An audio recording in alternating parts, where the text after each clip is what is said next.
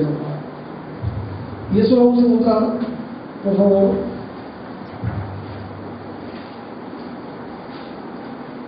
en el libro de Mateo, San Mateo, capítulo 22.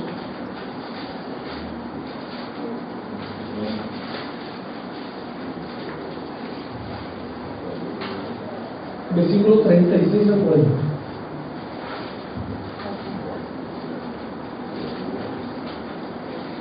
Aquí vamos a entrar pues en esta mañana, en el nombre de Jesús, a meditar que el orden de prioridades lo establece Dios, no yo, ni tú, ni el pastor. Lo establece Dios, y dice Mateo 22:36. Mateo 22:36. Mateo 22, ¿verdad?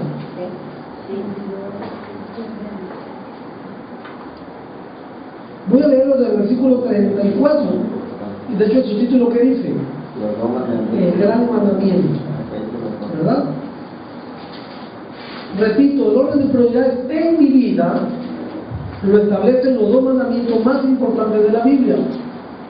Mateo 22, versículo 34 dice así: entonces los fariseos, oyendo que había hecho callar a los saduceos, los que no creían en la resurrección, se juntaron a una, hicieron equipo, ¿verdad? Y uno de ellos, intérprete de la ley, preguntó por tentarle a Jesús diciendo: Maestro, ¿cuál es el gran mandamiento de la ley? Jesús le dijo: amarás al Señor tu Dios con todo tu corazón, con toda tu alma y con toda tu mente. Y este es el primero y grande mandamiento, y el segundo es semejante: amarás a tu prójimo como a ti mismo. De estos dos mandamientos depende toda la ley y los profetas. Así que ninguno que esta mañana podemos decir conforme a esta palabra: mentira, mentira, mentira, que nosotros estamos cumpliendo la ley de los profetas. Porque ¿quién puede decir en esta mañana que está amando a Dios con toda su mente, con toda su alma, con toda su fuerza, con todo su corazón? ¿Quién puede pararse en esta mañana y decir: yo sí amo a Dios con todo mi corazón, fuerza, mente y alma?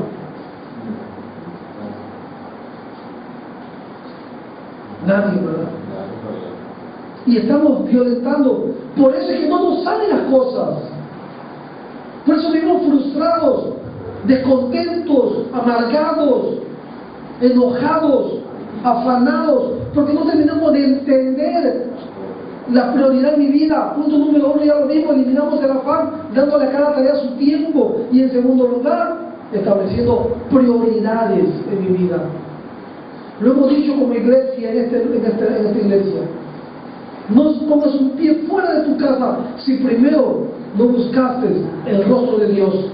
Porque salir sin haber buscado el rostro de Dios, estás expuesto a que Satanás y su demonio vengan y hagan desmadre con tu vida. Dicho lo anterior, ¿qué es lo que debe estar imperando en nuestra mente, en nuestro corazón y en nuestra alma? El amar a Dios. Para Cristo fue claro en Juan 14:15: si me amáis a Cristo, guarden mis mandamientos. Esta debe ser la preocupación de todos nosotros, el estar haciendo la voluntad solamente de Dios. ¿No dice la Escritura en Mateo 6:30, y ya lo vamos a ver? Busca primeramente el reino de Dios y su justicia, y todas las demás cosas, comida, vestido, colegiatura, renta, casa, todo lo demás, dice la Biblia, va a venir por añadidura. Nunca es la añadidura y después buscar a Cristo. Muchos de nosotros hemos hecho la ecuación al revés. Hemos querido primeramente satisfacer nuestras necesidades para después buscar a Dios. Si Señor, tengo que trabajar, ya cuando esté yo viejito, ahí sí te voy a servir. Voy a hacer, ya para qué caramba te va a querer Dios de viejito. Ya que no puedes ni caminar, ya lástima en vez de... ¿Ah? Es ahora que se sirve a Dios. No dice bien el Eclesiastés, joven, dice: busca a Dios en tu juventud. Acuérdate de tu Creador en los días de tu juventud. para cuando vengan los días malos y no tengas contentamiento en tu corazón. Es ahora, no después. Pero muchos de nosotros queremos, no, primero hacer dinero, y ya luego, ahora sí le voy a dar la obra. ¿Y quién caramba te dice? Dios no necesita de tu dinero. Dios no necesita de nosotros, como sus hijos. Fíjate qué interesante. No te vayas a pasar como les dijo, ¿verdad? Y ya lo estudiamos. Alma mía, gózate, muchos son tus bienes. ¿No? Dice, ya no sé ni qué hacer con tanto bien, voy a arribar los graneros, lo voy a hacer más grande. Gózate, diviértete, chico, porque vamos a vivir la vida loca. Pero loca estaba ahí, pensando que iba a vivir la vida. Y dice que Dios viene y le dice, necio, insensato. Un necio, ¿sabe quién es un necio? Un insensato. ¿Y sabe quién es un insensato? Un necio. Ya perdieron la lección. El libro de Proverbios de la sabiduría del sabio Salomón dice en el versículo 7, el principio de la sabiduría es el temor a Jehová. Los necios desprecian la sabiduría y la enseñanza. Cuando tú desprecias lo que Dios nos habla a través de su precioso libro, eres un insensato y un necio, y agárrate, porque te va a ir como feria. Nunca vas a progresar, no vas a prosperar. Te desesperaste, ¿verdad? Te casaste con la que no era indicada y te casaste con Jezabel.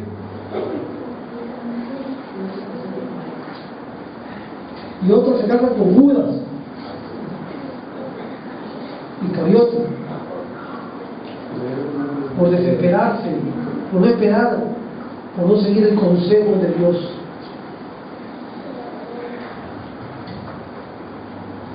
Vamos a ver pues en este orden de prioridades. Dios en primer lugar, hermano. Dios debe ser siempre en nuestra vida el primer lugar. Métetelo en la cabeza. La Biblia está repleta de ejemplos. Cristo nuestro Señor, el Hijo de Dios, Jesucristo, que bajó del cielo. Él que hacía, dice la Biblia, Marcos 1:35, que siendo muy oscuro, ¿qué hacía el Señor? Se levantaba a orar, aún estando muy oscuro, de madrugada, se levantaba a orar. El Hijo de Dios, ¿cuánto más nosotros, simples mortales, pecadores, necesitamos imitar el ejemplo del Señor?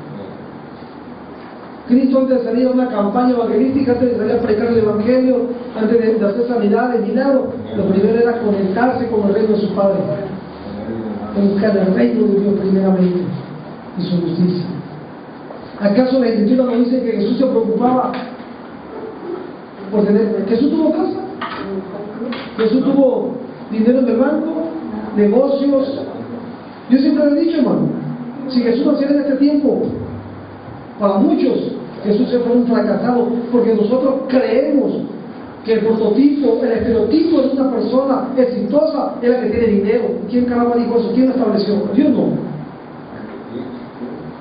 Porque Jesucristo no tuvo dinero, no tuvo una casa, no tuvo vehículo, no tuvo propiedades, ni negocios, ni trabajo. ¿Algo le robó al Señor? Nada.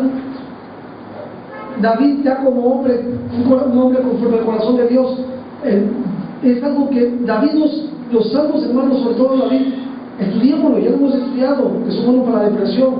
Si alguien experimentó en carne propia las vicisitudes de la vida, las dificultades, los problemas, ese fue David. David, después que fue ungido por Samuel, que iba a ser rey, fue perseguido, fue al rey, y después por más de 10 años fue perseguido por Saúl, porque lo querían matar. Los troncos de promesa, ¿verdad? Sin embargo, David fue, ¿qué cosa? Paciente. Le creyó a Dios y esperó en el tiempo. Dios le entregó la mano de Saúl, a su enemigo, en sus manos a David, y David no se atrevió a levantar su mano en contra del ungido de Dios. Nosotros tenemos la oportunidad de poder de quitarnos, de vengarnos, y es que le damos hasta donde venga. ¿Sí o no? Tenemos que aprendernos. Si alguien sabía, repito, David fue el que dijo ahí en Salmo 5:8, dice, ¿verdad? En paz me acostaré y así mismo dormiré, porque solo tú, Jehová, me haces vivir confiado.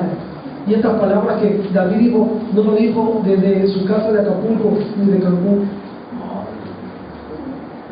en medio de la guerra, en medio de los flechazos, en medio de la lanza, David se podía acostar a dormir como bebecito. En paz me acostaré, Señor, y así mismo dormiré, porque solo tú, Señor, me haces vivir confiado. Si Jehová no edificare la casa, Salmo 127, hermano, trabaja lo que le edifican. Asegúrate primero de que sea Dios que esté contigo. Moisés entendió eso cuando dijo, Señor, yo no voy a ningún lado si tu presencia no va conmigo. No salgas a la calle si no te aseguras primero de que la presencia del Todopoderoso va junto contigo. Tu comunión con Él, de lo que asegura su presencia en tu vida. Asegúrate primero, para todo, de encomendar tu vida en la mano de Dios.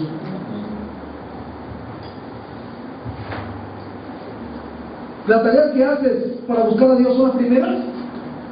Pregunta, ya se contesta. Volviendo al relato de Lucas, capítulo 10, versículo 38 de Marta y María, Jesús alabó tanto la posición de María porque ella lo buscó en primer lugar, aún incluso por encima de las normas sociales de la época. Fíjate qué maravilloso este versículo, cuánta información, cuánta bendición nos ha traído. Vamos a hacer un poquito nomás el trasfondo de esta situación. Fíjate, María escogió por encima de las normas sociales de la época. ¿Por qué decimos esto? Porque las normas de hospitalidad de la época de Jesús exigían que se les atendiera la visita con una comida de la mejor calidad. ¿Se acuerdan ustedes en el Antiguo Testamento cuando una persona entraba a la casa de alguien? ¿Qué hacían? El mejor ejemplo que tenemos, cuando a Abraham vinieron dos hombres, ¿verdad? Dos o tres, ya no recuerdo bien. Fueron tres. Vinieron a casa de Abraham. ¿Qué hizo Abraham? Mandó matar un corderito, a sacar leche, queso, a sacar agua para lavarle los pies. Esa era en la época, esa era la cultura, esa era la tradición. Cuando alguien entraba a tu casa, había que atenderlo, había que lavarle los pies, ¿sí? Había que buscar lo mejor para ponérselo delante de él. Esa era la norma de hospitalidad de la época. Darle la comida de la mejor calidad y cantidad posibles. Sobre todo en el caso de un personaje conocido como maestro en las cosas de Dios. Esto todavía era más. Aquí llego a su casa y no me diste de beber, no me besaste, no me lavaste los pies. Nada me ponen delante, pero bueno, que Dios se lo demande. No llegó muy generoso, otros no tanto, quizás por omisión, ¿verdad? Pero bueno. En serio, en el tiempo de la época, sobre todo los maestros eran considerados, obviamente, pues eran los maestros de la ley, en gran estima. De hecho, la Biblia lo dice ya en el Nuevo Testamento, que los que enseñan y predican la palabra sean tomados de doble honor, sean dignos de doble honor. Bueno, Marta actuó correctamente. Entonces, preocupándose por cumplir esta norma, ¿verdad? Marta dijo, miren Señor, hay que atenderlo, hay que darle lo mejor, hay que poner a cantar, puso a hervir el agua, ¿verdad? Para el buey que iban a desnucar, para hacer un calito del Señor, incluso sacó, fue a ordeñar la vaca, etcétera, etcétera. En cambio, María no solo la dejó sola con el trajín, que asumió un rol, sino que asumió un rol prohibido para las mujeres, que era sentarse a los pies del maestro, en este caso de Jesús. Sentarse a los pies del maestro significaba ser su alumno. Y según las enseñanzas de los maestros de las escrituras hebreas, o sea, de la ley, no era lícito que una mujer estudiara las cosas sagradas. Entonces, no solamente María no cumplió con la norma, sino que encima hace algo prohibido por la ley. Desafía la ley.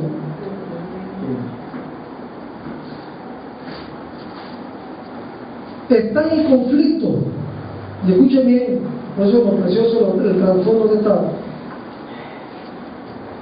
Está en conflicto. Una mujer correcta, según la norma de la sociedad, que era Marta, denuncia la conducta de otra mujer que viola estas normas, reclamando para sí misma un derecho reservado a los varones.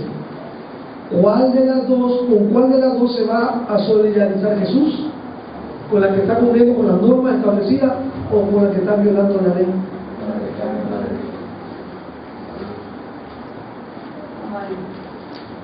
La Biblia enseña, por favor, Mateo 16, 24, para que vean que a veces seguimos las normas y no lo que deberíamos hacer. Jesús vino a romper con todo estereotipo.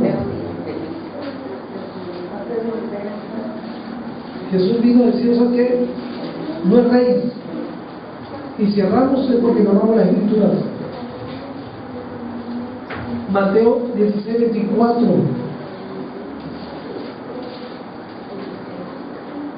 Amén. Dice la palabra. Entonces Jesús dijo a sus discípulos, hablando de qué es nuestra primera prioridad: si alguno quiere venir en pos de mí, niéguese a sí mismo. María lo entendió, ¿verdad? Niéguese a sí mismo y tome su cruz y sígame. Porque todo el que quiera salvar su vida la perderá, y todo el que pierda su vida por causa de mí la hallará. Porque ¿qué aprovechará el hombre si ganare todo el mundo y perdiere su alma? ¿O qué recompensa dará el hombre por su alma? Es claro la Biblia, ¿verdad? ¿Qué es lo que te está quitando el que no establezcas como prioridad a Dios? ¿Tu trabajo, tu negocio? ¿Qué cosa? Y Dios nos da claramente, ¿verdad?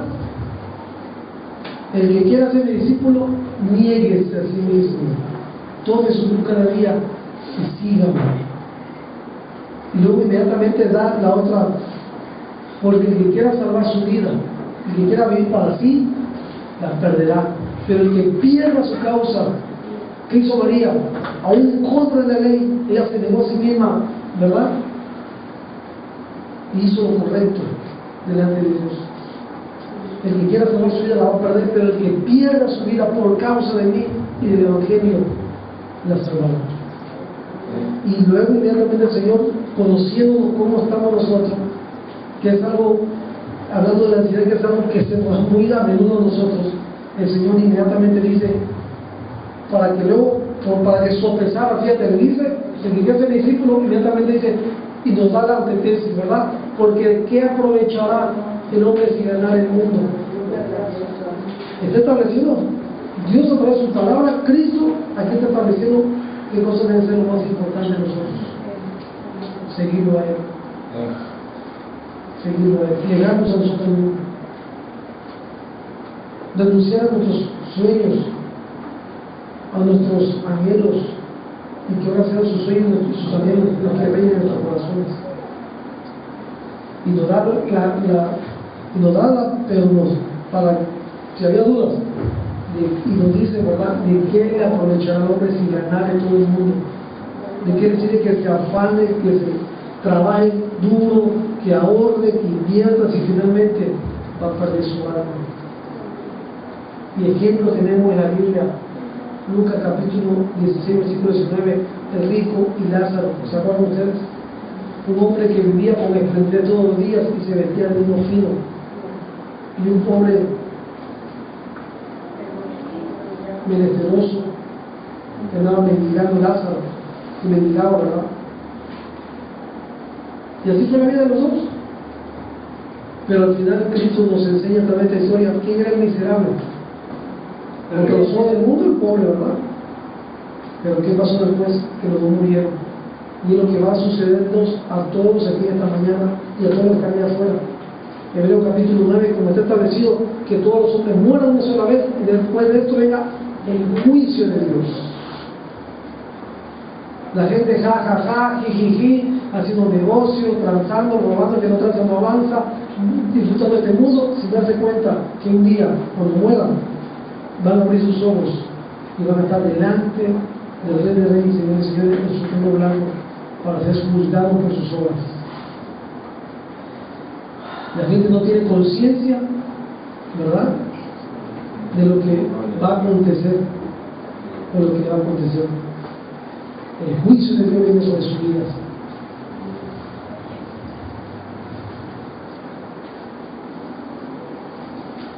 En segundo lugar, dice la Biblia, amarás pues al Señor tu Dios ¿Estamos entendiendo?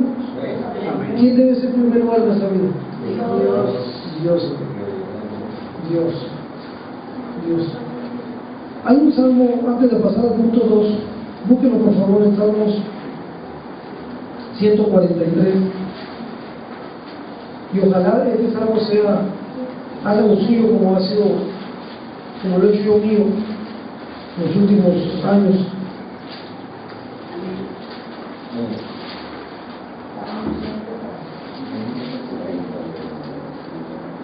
Salmo 143, versículo 8.